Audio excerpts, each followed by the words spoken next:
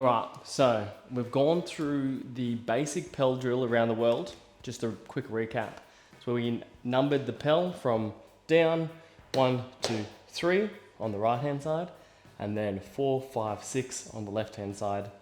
Going through our strikes, starting off with your downward strike, and then downward strike, 1, downward strike, 2, and all the way through all your strikes, boom, boom, boom, until you do every strike twice, linking in with the opposite side or the down strike.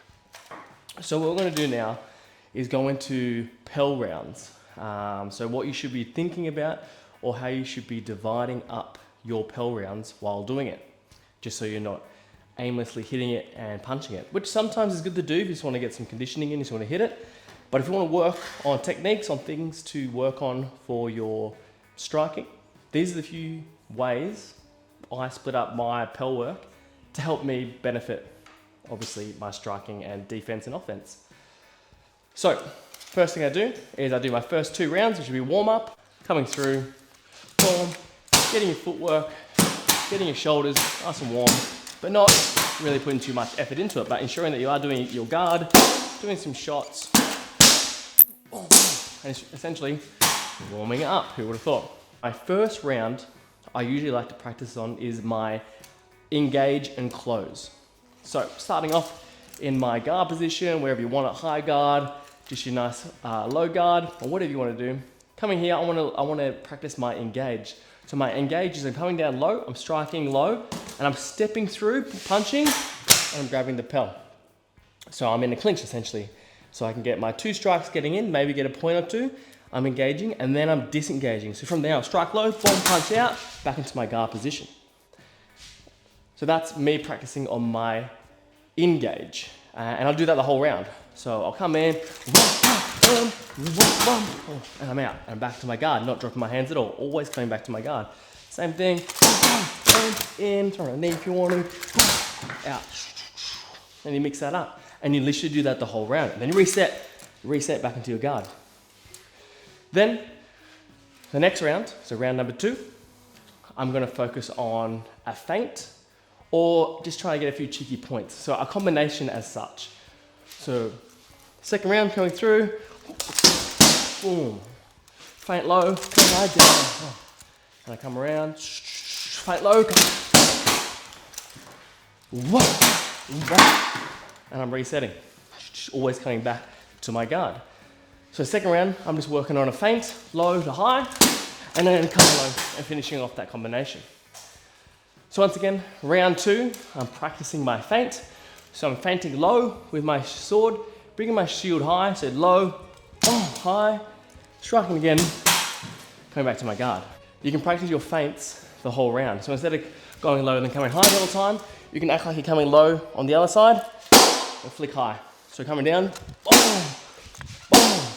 and then once you've feinted a few times, going then high, and then you can go low. Boom, boom, boom. So I like to practice my feints on my second round. My third round, I'll practice on my, clinch fighting. So my third round coming in, boom, engaging with my drill, coming in, boom, boom, boom, striking low, boom. And then once I'm striking low, pretending like I'm forcing my opponent's guard down, I strike low with my sword and I punch up. Boom. I get out, back into my guard. Once again, practicing my engage, and then my clinch fighting, strike, up, and I'm out. Boom.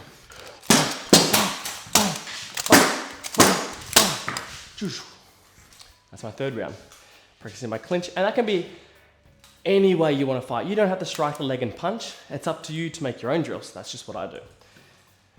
Then my fourth round I like to practice is purely striking with my sword. So keeping distance. So I set my guard up, I put my sword out, so my arm isn't fully locked out, a slight bend, but I still got the full length of my sword. So my fourth round, or my fifth round, or whatever round you want to do, I'm simply practicing keeping my distance. So I always know that I should be able to hit someone from that far away. Low. So I'm keeping my distance, I'm not closing in. Which is good, because wrestling and clinch fighting is quite taxing. If you want to have a nice quiet round and you know you're a better fencer than them, you can keep at your distance. Boom, point, point, block, block, block. They try and clinch on you.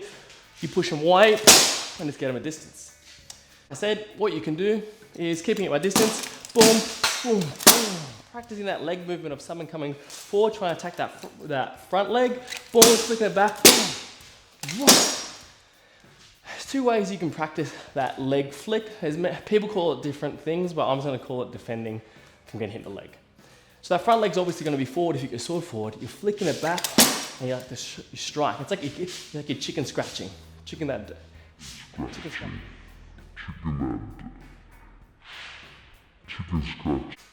Back on the chicken scratching or defending that front leg. From here, you're keeping your hands up nice and high, or you guard up. Either if you want to do it like this with your high guard, you can, but for this example, I want to keep my hands nice in front of me. I'm chicken scratching back, I'm bringing my hands forward so we've got a nice defense, and then I'm striking forward. Boom, boom. From here, boom, boom, boom, boom. But when you're chicken scratching, you don't want to telltale signs that you're doing it. So I may have done a few bad demos there, but when I did it, I raised my hands up. You want to keep your hands exactly the same like they would be if your feet weren't moving. So as you can see, here, my arms aren't moving. So from there, I can even do it so they miss and strike back or do it at the same time. Yeah, chicken scratching. Something I need to do more. Another round that I like to practice is focusing on my punching with my sword hand or my buckler hand. So instead of sitting in my offensive stance, which is my sword forward, I'll go into my defensive stance just to practice my jabs. But most of the time, for me anyway, my buckler is going to be back in my defensive stance. So from here, I like to close with my sword, boom, boom. I like to practice my punches. When I'm practicing my punches, there's two ways you can punch. Well, obviously a lot of ways you can punch, but for me, I like to train my Pell. So coming straight into the sternum, shooting it straight out, or coming over the top, boom, boom, and putting that buckler straight across their eyes. So in, boom, tucking your elbow in, and then slightly raising your elbow up and coming across the face. Other strikes you can do with your buckler that is less common, I guess, is a hammer fist. So coming down straight away. So I'm sword fighting, boom, boom, boom, like that, which may seem weird, but if you're clinched up like this and you can't, for whatever reason, can't get your hand out and you don't want to come back like this, you can just cut down. And you can still get him in that hip crease or whatever you want. Boom, boom, boom. And as well as this punching straight in the sternum, which I said before. Boom, boom. Hit down. Or if you're in my defensive stance, come down, just cutting down the middle. Quite unorthodox, but still gonna get your points.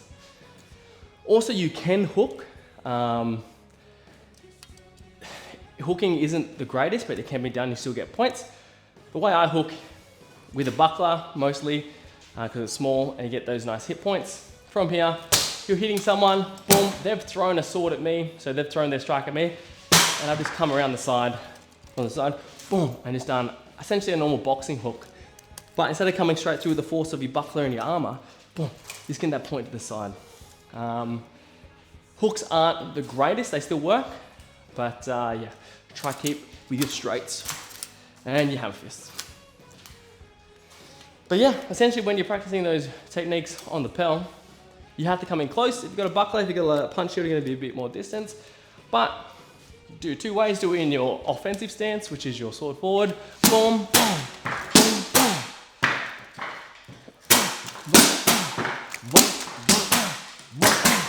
Or in your defensive stance, which is your buckler forward. And just practicing your jabs. Boom. Your midline punches. Boom, boom.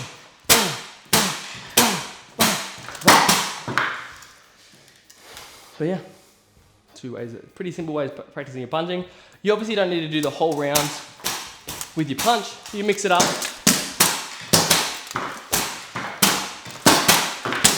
But you're just focusing on that punch and giving it more time to work. The fluidity of your punches and your power. So with all those techniques I've given you, we'll just go through how it would look to train those different things in a round.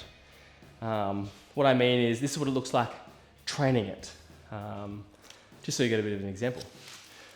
So first round, I'm going to be training my closing in drill, so my coming in close. So I'm coming in,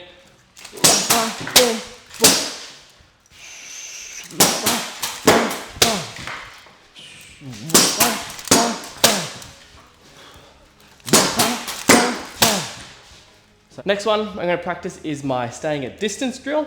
So this is what the whole round would look like.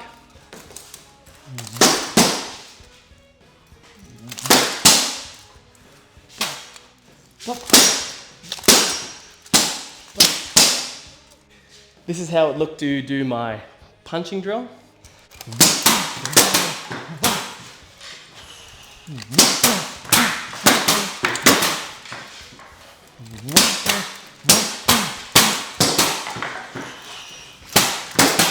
So that's pretty much the video today on just some things you can work on while doing your Pell drills. Try doing 10 rounds. If you don't have the conditioning yet, try and do 45 seconds on, 45 seconds off for 10 rounds. Then once you get more fitter and fitter and fitter, going up to 90-second rounds, 30 seconds rest, even up to 3-minute rounds, 30 seconds rest, anything like that for 10 rounds. It's a good way to warm up prior to doing a workout. So you're just doing your muscle memory of your sword, boom, boom, boom, and you want to get after it, lift some weights. Or it's just good for chucking the whole armor on and getting after it and start working out. So I hope this Pell video has helped you, along with the previous video, which is a basic Pell drill to practice on your striking. This one will help you kind of mold it all together on different aspects of your fighting. As well as there is a video on how to make this type of Pell. Very easy to make. Pack it up, put it away, so it's not taking too much room. Obviously tire Pells are great and a bit easier to make. So I hope you liked the video, like and subscribe, and stay deadly.